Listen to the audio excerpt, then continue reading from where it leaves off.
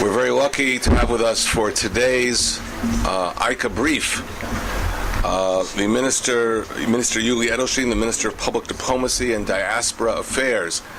And it's appropriate that he be with us at this time when an important challenge to Israel's public diplomacy is beginning to take shape in the Eastern Mediterranean, not far from our shores.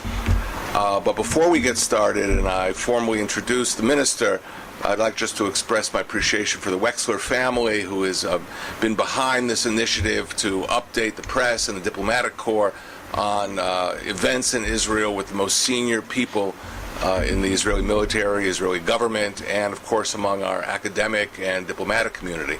So thank you for all your efforts, and we're very appreciative to have you here at this particular occasion. Let me just give you a little bit of background on the minister. Yuli Edelstein was a founding member of Yisrael ba-Aliya in 1996 and has been a member of Knesset since May of that year. That's 1996. Edelstein served as Minister of... Pardon? 17 years. 17 years. I'm slow with numbers. Edelstein served as Minister of Immigrant Absorption, Minister of Absorption, from 1996 to 1999, as Deputy Speaker of the Knesset between 1999 and 2001, and was Deputy Minister of Immigrant Absorption from 2001 until 2003, at which time his party merged with the Likud party. In March 2009, Yuli Edelstein was appointed Minister of Public Diplomacy and Diaspora Affairs, a position he currently holds. And I have to say I'm very glad that the government named your post the Minister of Public Diplomacy, because we used to use this word Hasbara, which has all kinds of dubious roots, but it's very monodimensional. And the fact is public diplomacy is multidimensional, as you well know, and complex, and it's appropriate that you have that enhanced title and not the old titles we used to use for this position. In any event, Minister Edelstein will speak about Israel's Hasbara challenge opposite incitement and delegitimization, two issues which we are extremely aware of here in the Jerusalem Center, and I think in the Israeli public increasingly. Minister Edelstein. Thank you, Dr. Gald. Good morning to all of you. I apologize to all those wearing suits and ties here for my appearance. I didn't realize it was supposed to be a full dress party. I do have to say that except for the Baya, I was very glad to hear what Dari had to say about the term public diplomacy, because without bad-mouthing anyone, I do have to say that it's us and not the government. Well, the government called the ministry in Hebrew, obviously, not in English. And we started looking for a proper name for the ministry in English, and I do have to say, as it says in the Jewish sources, Mikol melamdai hiskalti, I learned from everyone who has something to teach me, and the term public diplomacy was discovered by us on the State Department official site. They have a person dealing with public diplomacy, and we decided that this is exactly the name we need, as opposed to Hasbara, trying to explain ourselves all the time. And on I think seriously, if we are talking about the challenges of the ministry, this is the daily challenge or daily dilemma that we have. Because on one hand, I do have to say that as far as I am concerned, the main enemy of the state of Israel is not all these flotilla organizers, radicals, be it ultra-left or Islamic radicals, and not some threats in international bodies that we will address in a second. I will dare say that the main enemy that we are facing is ignorance. And I think that it's ignorance, basically, all around the world that allows small, well-organized and well-funded groups to sell so easily all these apartheid lies or starvation crisis lies and all these stories that we have then to face, not necessarily, not only in public diplomacy, but also in classical diplomacy, and you had some experience with that several years ago in New York. But when I say that, even my fellow Israelis in many cases say, well, what are you talking about? We travel abroad, we meet people, they're not ignorant. They not necessarily agree with us, but they're not ignorant. You know, I can give you thousands of examples, but I will just use a small group of students and young professionals that we sent to different campuses in North America, United States and Canada namely, before that strange, weird thing called Israel Apartheid Week. Instead of sending people to fight during Israel Apartheid Week, we decided to send a small group of shall we call it, I guess it sounds politically incorrect, but I will still call it Israeli minorities. There were Arabs and Druze and Ethiopian immigrants and gay and lesbian community, and they were all Israelis from different places in this country, and they went to different campuses. Just a couple of examples what they had to deal with. Forget political argument. They were, by the way, I don't have first idea what they personally voted in last elections. Probably they voted Arab lists or whatever, but I guess it hurts when they tell you that you live in an apartheid state and you are a university graduate and you're working and you are active in social life and whatever. So when they were there, just an example, an Arab lady from the north, an engineer, someone asks her in one of the campuses, how come you speak Arabic? She says, because I'm an Arab. But you said you were from Israel. She says, yes, I'm from Israel. There is dead silence, then someone comes with the solution. Oh, so you're a Jewish Arab. She definitely rejects this definition and says, no, I'm a Muslim. To that, no one had a solution. Once again, we have it on tape. It's not something that I could, create for this conversation. An Ethiopian immigrant. Where are you from? She says, I'm from Tel Aviv. What do you mean you are from Tel Aviv? I'm from Tel Aviv. I live in Tel Aviv and I work in Tel Aviv. But you are black. Once again, true stories, 3 months old, 4 months old. So I think that when we are talking about the situation, the milieu in which all these lies are being spread, it's about this terrible ignorance and the type of, or the quality of which we can't even imagine. And one of the main tasks, one of the main challenges is to create, of our ministry is to create infrastructure that will use all the modern means, new media, in order to tell the real story of Israel. The conflict is there. We all know that.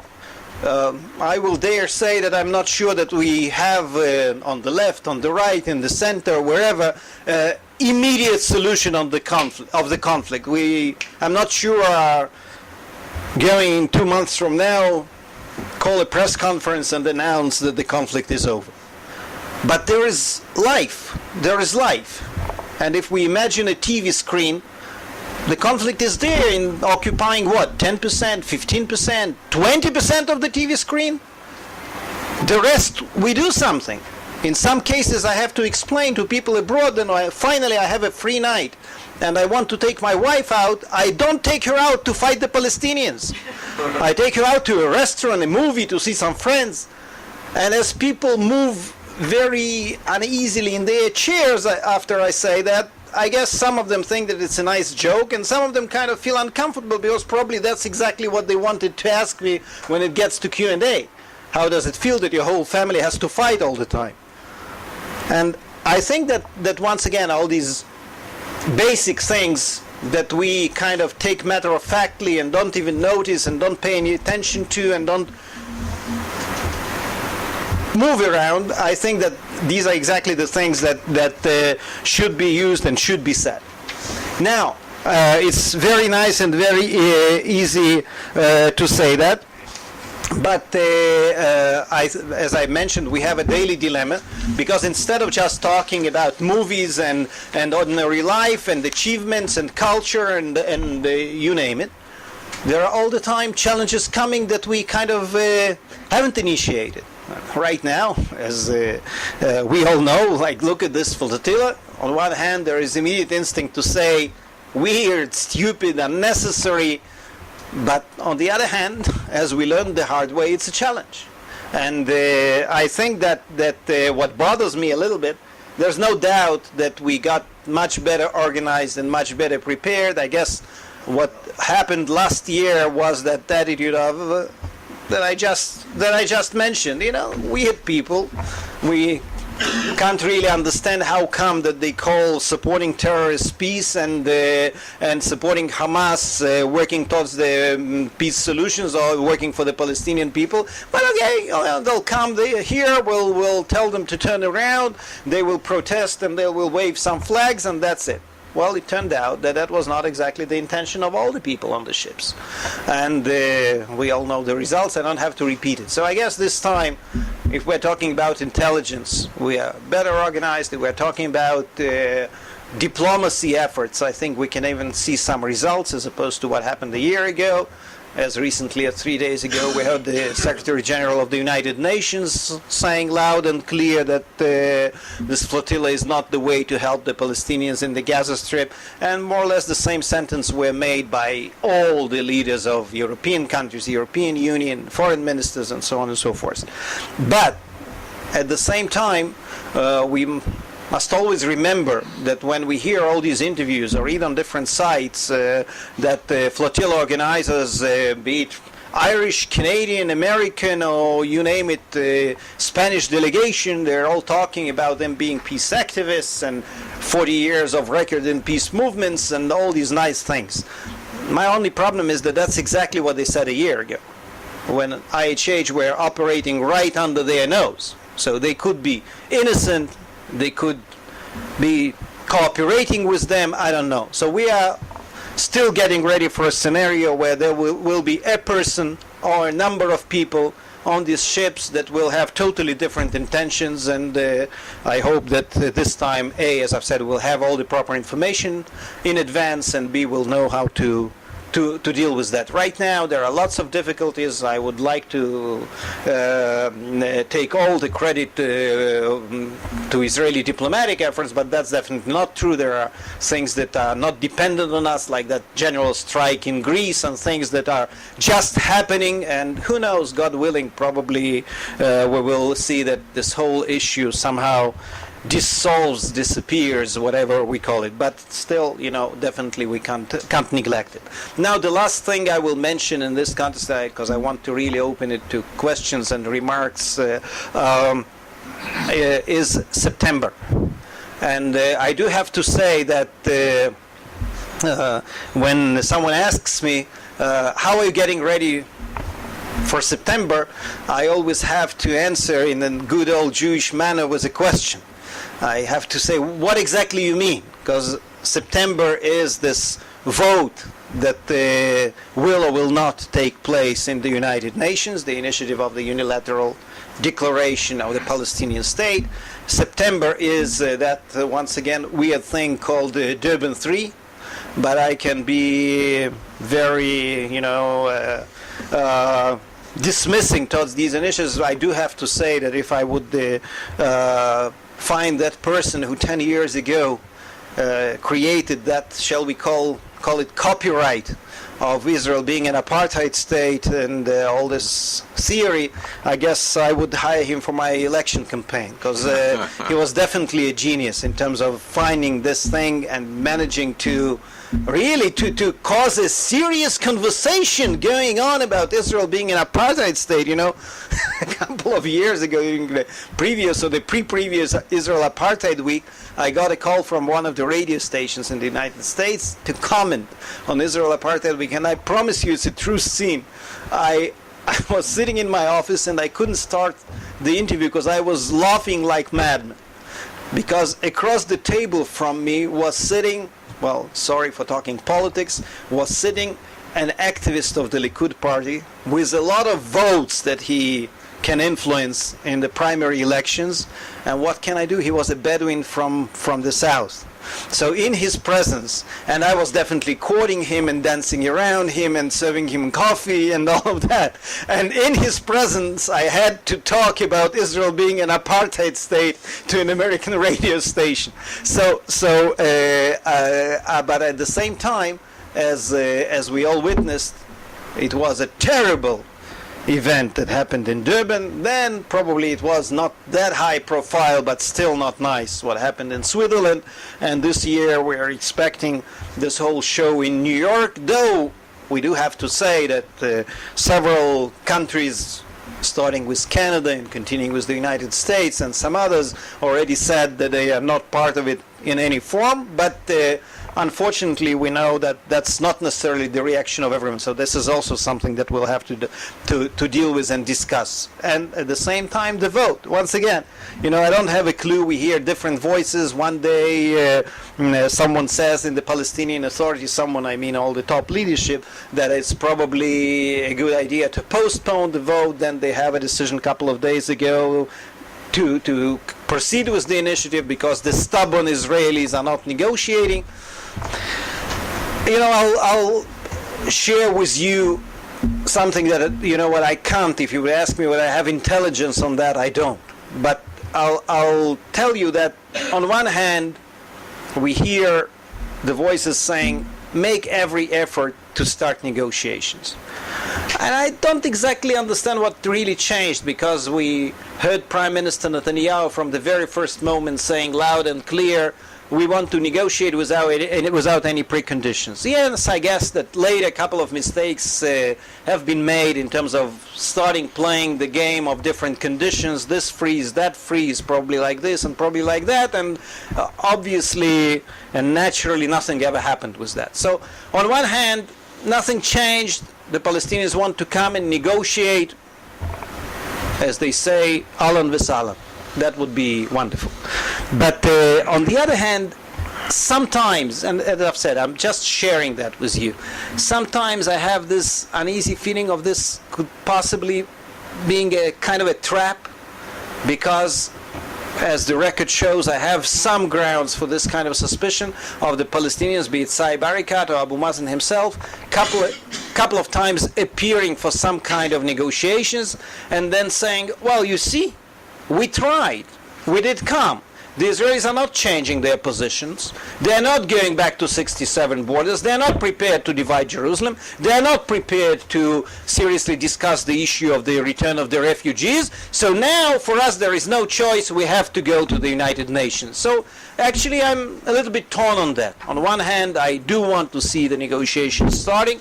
On the other hand, I'm very much afraid of this scenario of giving kind of a additional ammunition to all this whole, I will still say, provocation of trying to unilaterally with the votes of all these human rights champions, Libya, Saudi Arabia, and the others, and other Cubas, to create a Palestinian state via this United Nations process. And once again, the facts on the ground are not going to change, as we just heard from the Deputy Foreign Minister of Britain, of England, just said that the reality on the ground this morning is not going to change after the UN votes on the Palestinian state. But as far as the peace process is concerned, I am very much afraid that this is kind of the last nail in the coffin. Because if you can't get things via all kinds of moves without even negotiating, why would you come and negotiate in the first place? Why would you even consider the idea of compromising on things if you can act on the international arena without having negotiations? So difficult dilemmas, and definitely I haven't addressed even 10% of different things that I would like to dwell on, talk about, but I'll stop right here, and I'm sure that there are lots of things that you will bring that will be part of it. Thank you. Thank you, Yuli. Do we have a portable microphone? So we will start the questions over here. Harry Wexler, please. Mm-hmm. Everyone should identify themselves, because we keep a record of this, and that way we know who's speaking and we can properly type it up. I'm Harry Wexler, and welcome, Minister Edelstein. Thank you. I have this observation. It seems like the Israeli government, all of the government offices, are always one step behind. It seems like all the initiative is taken by the other side. Even if you're most kindly disposed to cooperation, you're fighting always with one hand behind the back and one foot behind. They always have the initiative. Examples are the statehood, unilateral attempt for statehood, coming out in September supposedly. You mentioned apartheid. There are a lot more examples, genocide that they're accusing us of, and on and on. And the Israeli government always is on the defensive. To fulfill as another example. Now, your department is public diplomacy. Wonderful. It's missing in the present activity of the government. Now, my question to you is, Mr. Edelstein, you're the Minister of Public Diplomacy. In what way will you, what's your program, in what way will you be different from the past? In what way will you, instead of reacting and defending yourself, you will take the offensive, the battle, the initiative to the other side, showing that we are indeed a good country and a good society? Very good. Okay. So, first of all, thank you for your remark in the question and also for supporting this program. I would say that on one hand, even not on one hand. First of all, I totally agree with you, and that's, I think, what Dr. Gold referred to when he said that the term Hasbara is problematic. We don't always have to first absorb the attack and then start explaining why it was wrong. So I define it as creating the infrastructure, the human infrastructure for carrying the real message or the messages about real Israel.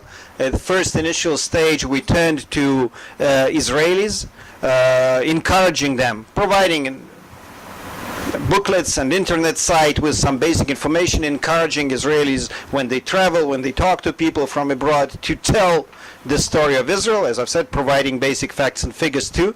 Everyone was laughing hysterically because I think that as any innovation in the field of Hasbara, you always kind of face this kind of approach that everyone knows what Hasbara is, and if we would just send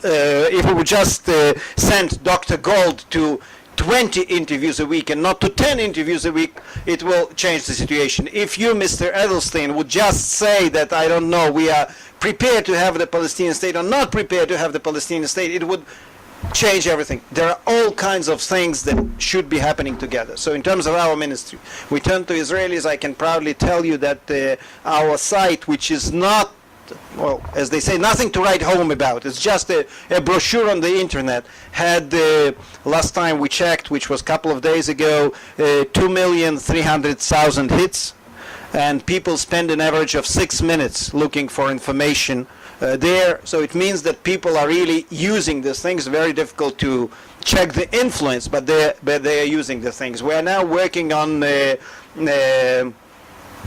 better organizing young people all around the world who had an experience of visiting this country, all the graduates of different programs, be it Birthright, Masa, Semester in Israel, Yeshiva Year in Israel. Roughly speaking, we have 300,000 people, if we're talking just about the last decade, of that kind all around the world.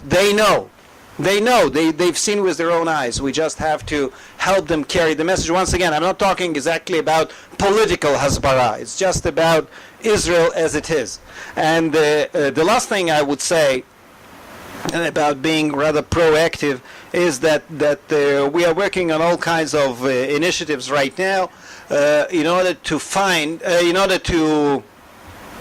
make better known who exactly are the people who are behind all these anti-Semitic attacks, anti-Israel attacks, Israel Apartheid Week, what their record is, what exactly are they doing on the days when they're not attacking Israel. And I think that some of these initiatives, some coming from the ministry, some not coming from the ministry, will help us somehow in this ongoing effort of really, first of all, to get rid of some of the unheard of accusations, and B, to be proactive in telling Israel's story.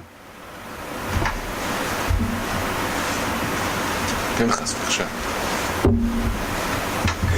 name is Hasbara, and JCPA, and also a correspondent for foreign media in Israel. I would like maybe to share my problems in covering Israel to foreign media.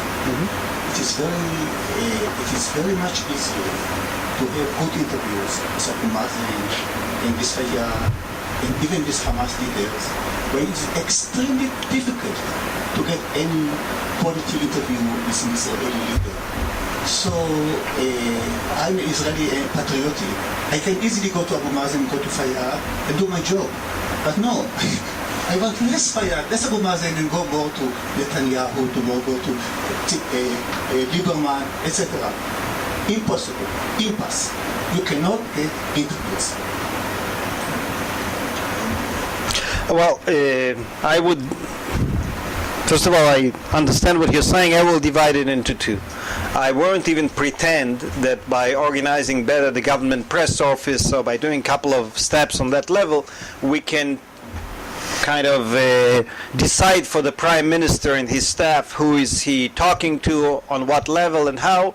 There are all kinds of considerations. Of late, he made a series of interviews for foreign channels, foreign press, but it's, as I've said, it's calculations that I can talk to him. I do talk to him about it. I sometimes express my content or discontent with talking to this or that network, but definitely it's a different kind of consideration. Having said that, I'm well aware of the problem that you are raising, and in the exact same words I heard it from many, that it's easier to get official reaction, information, or even an interview from the Palestinian side than it is from the Israeli side. We are working on some changes in the government press office, and some of them, by the way, have happened during the last several months, problems that shall we say, hadn't been solved for a number of years. And I sincerely hope that we'll be able to organize it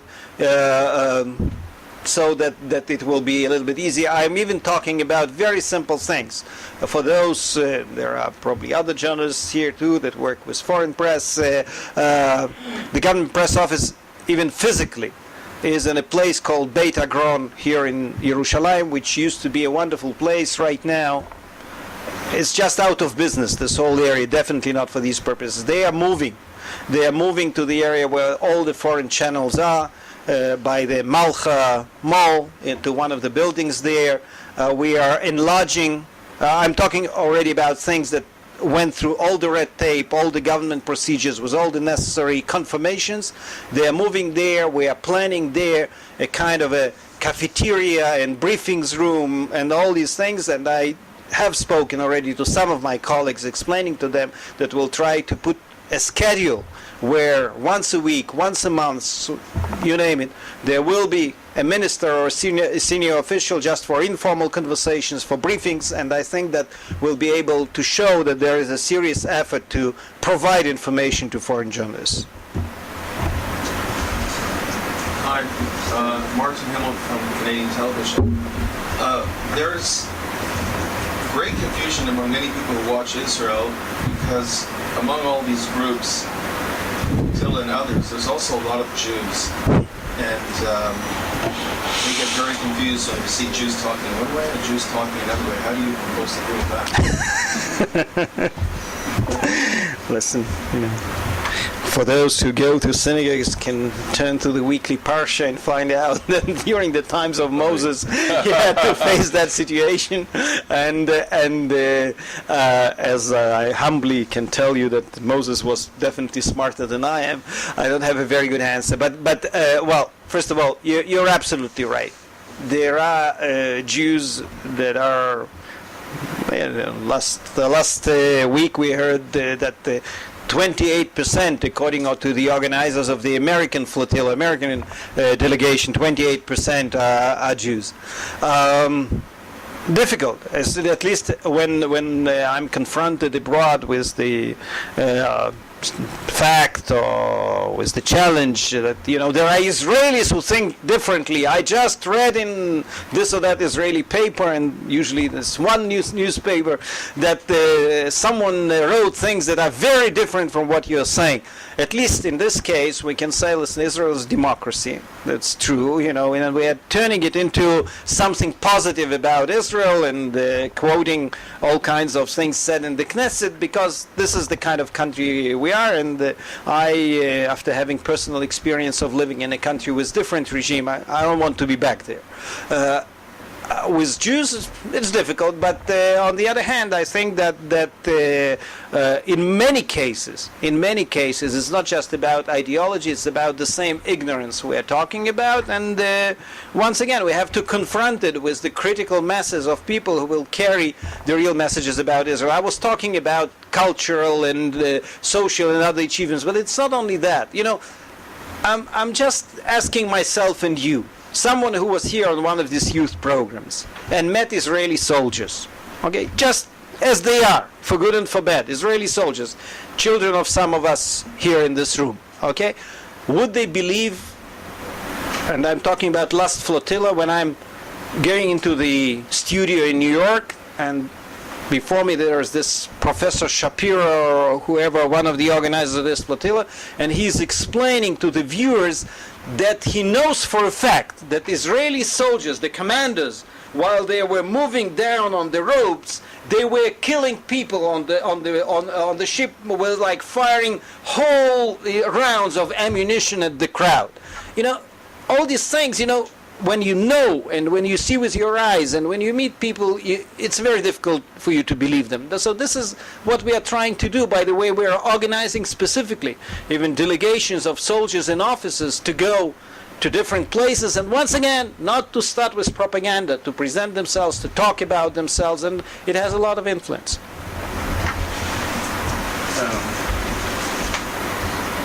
My name is Joel Fishman. I work here.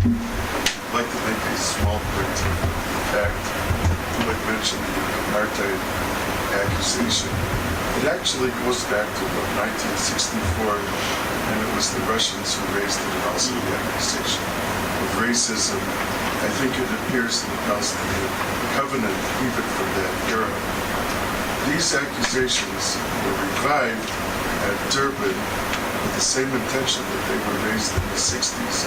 So it's really old stuff, but we have to, these are standard textbook propaganda employs. The idea is when you take the apartheid accusation and you mix it with the racism accusation, it becomes confused and very, very hard to answer. It's very important to identify the origin of these accusations, to discredit the accusations, and to discredit the people who raised them. I just want to say that Joe has been studying old Soviet techniques that were given to third world movements like the PLO, as well as the Chinese, going back to the 1960s. And some of this has interesting historical roots for those who want to see where it came from.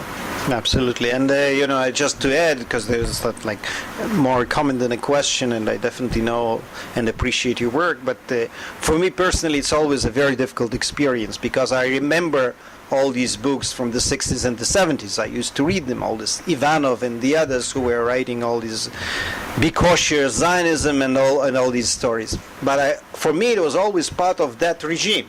That's how they thought. These are their perverted views. This is how they see the world. When today I read more or less the same things in newspapers that for me were always the symbol of freedom, you know, I don't want to name specific newspapers, but they come from London, Paris, and the others. It's, for me, it's always a very difficult experience. I'm talking absolutely first person singular right now, not as a minister, not as a government representative. And I guess when we're talking about my motivation to fight these things, is part of it. I want all these phrases about be it apartheid or about the Israeli soldiers shooting babies or whatever, I want them to be part of the dark world and not part of the conversation in free democratic societies. Please. My name is Baran. I'm the Honorary Consul of Poland in Jerusalem. And I really was impressed by the target the Junior Ministry had chosen and the name of the public diplomacy, which in a way you have to explain by the defensive and passive word Hasbara, on the other hand by the aggressive and active word propaganda, which comes to one thing after all. And my question is, how come that people like you and many other people in this country who have very bright ideas and a very profound knowledge about this subject, and we have a lot of materials which are connected to it, when it comes to spread it up all around the world, in every place we can feel some weakness in putting into practice. And if there is some way, some strategy or tactics, how to present it to the public. Because the time of the brochures, I think it's a little bit over already. Everybody is looking on the screen of the internet. And the young people are those who are on the end of the reception line. I want only to tell one thing, that I was nominated by the President of Poland and the Ministry of Foreign Affairs of Poland, the Department of the Connection with the Jewish Diaspora, to make a campaign of reconciliation and to explain the historical coexistence of the two people, Jewish and Polish.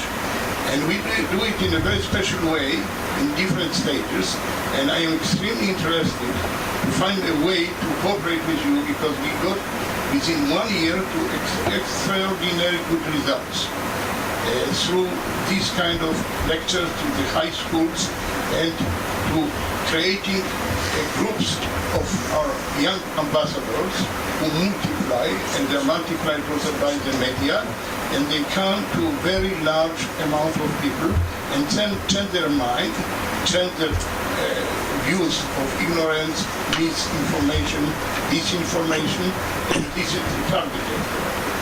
Absolutely.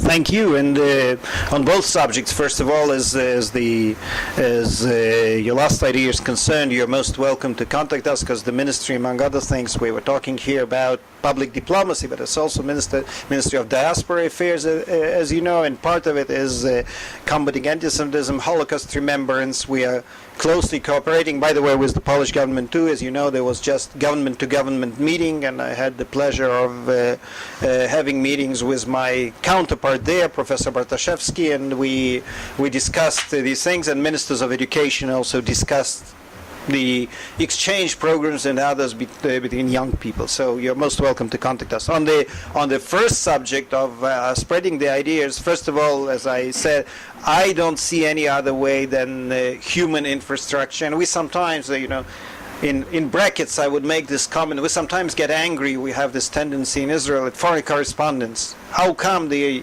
don't tell this story? Don't they know Israel? They all know Israel.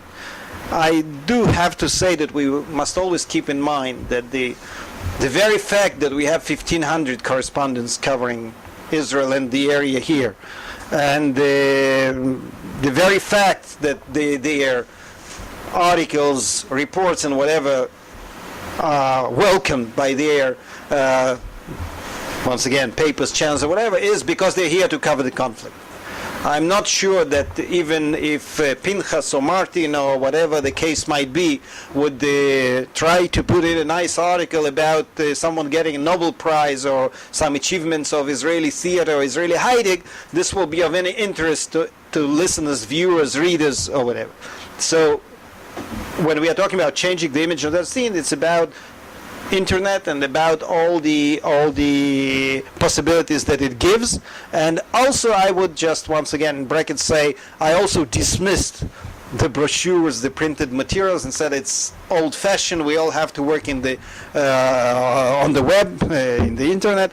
And it turned out that there is still a great demand, and we stand corrected, and we started also distributing printed materials, because this is still a demand not only among elderly people, sorry for giving grades or marks or whatever, but in general there is demand for printed materials too. So we are trying to really, as I've said, to build a better infrastructure in order to use it for these purposes. One more question, maybe? Please. Again, please identify yourself for the record. My name is Yosef Hartov. I live south of the Minister, below Gush Etzion. I'm a blogger involved in a lot of public diplomacy events. One of my observations from when the Prime Minister was speaking in the United States, we had the opportunity to listen to C-SPAN, and there was a number of callers immediately after his presentation. And what struck me, in spite of that we think it's obvious at times that everything is already known, was a woman from Texas, I believe, called and she said, I didn't know that. I didn't know that you had 60 seconds to run to a shelter. Might have been 15 seconds, but she was talking as part of the conversation.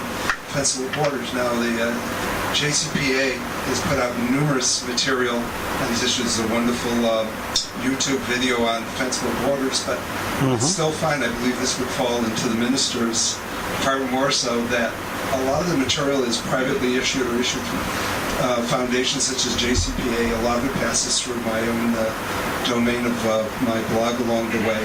Elder Zion has amazing posters that are used all over the United States and Europe. As much as private initiative is a wonderful thing, it would be just always struck me to see this under one roof, or to be under one roof under your ministry, public diplomacy. This material is findable not through just a random search in the internet.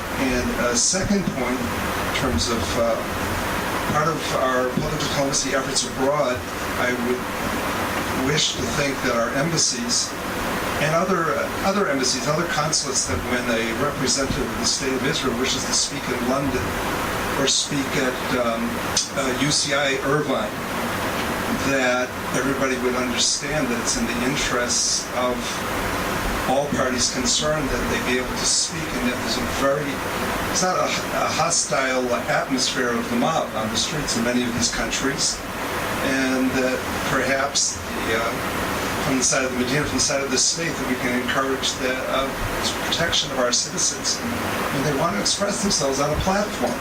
Because if we can't express ourselves on a platform, for whatever reason, if there's an issue with Poland or an issue with Japan or an issue with China, and speakers from your countries wish to speak on an issue that may become controversial, to be shouted down, or to fear physical attack on a consular personality, or even somebody just speaking on behalf of your country, it's a terrible thing. And yet I don't really hear all that often large protests, but I don't hear the support from elsewhere, and sometimes it's not so clear. So that would fall into your ministry, perhaps. Okay. First of all, thank you. Two things.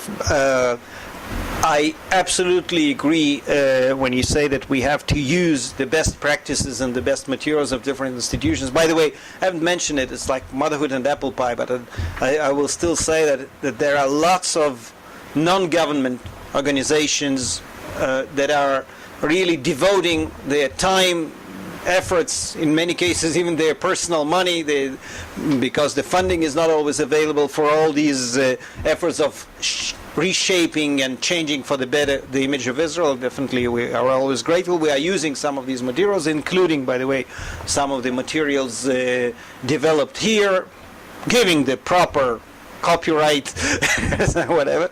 But I think that you're absolutely right on that, and we have to tighten this cooperation. There are always all these bureaucratic or legal questions, but